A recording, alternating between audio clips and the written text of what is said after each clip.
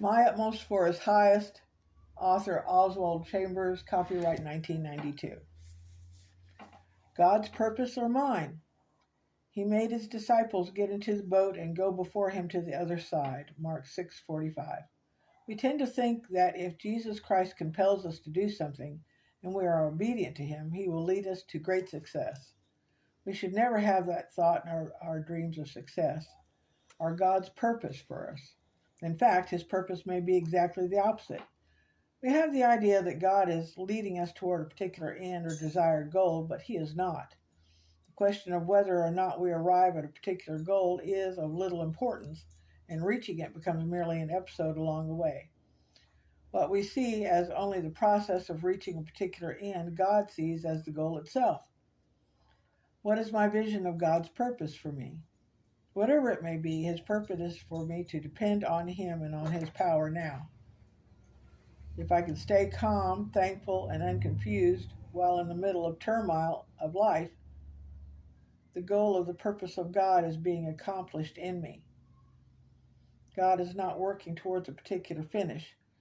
His purpose is the process itself. And what he desires for me is that I see him walking on the sea, not sure, no success, no goal in sight, but simply having the absolute certainty that everything is all right because I see him walking on the sea. It is the process, not the outcome, that is glorifying to God. God's training is for now, not later. His purpose is for this very moment, not at some time in the future. We have nothing to do with what will follow our obedience, and we are wrong to concern ourselves with it. What people call preparation, God sees as the goal itself. God's purpose is to enable me to see that he can walk on the storms of my life right now.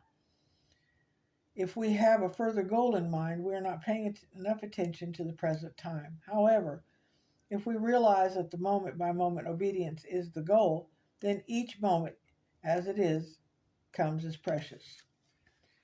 Do you see Jesus in your clouds? Behold, he is coming with clouds.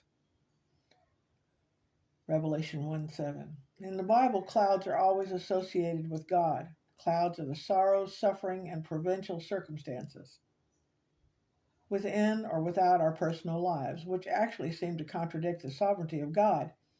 Yet it is through the very clouds that the Spirit of God is teaching us how to walk by faith. If there are never any clouds in our lives, we will have no faith.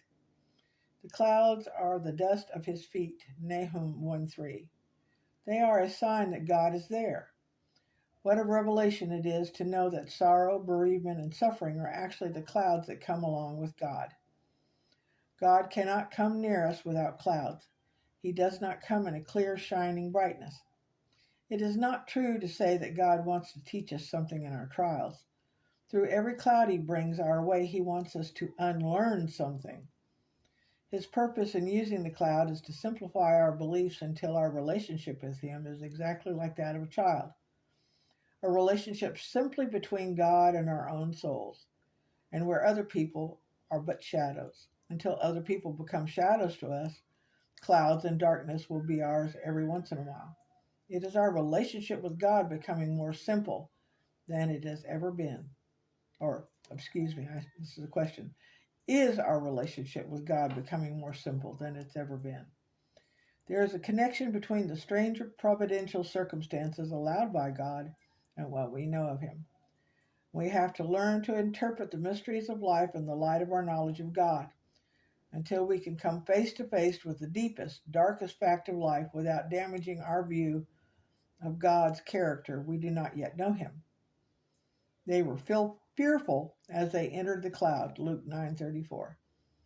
Is there anyone except Jesus in your cloud?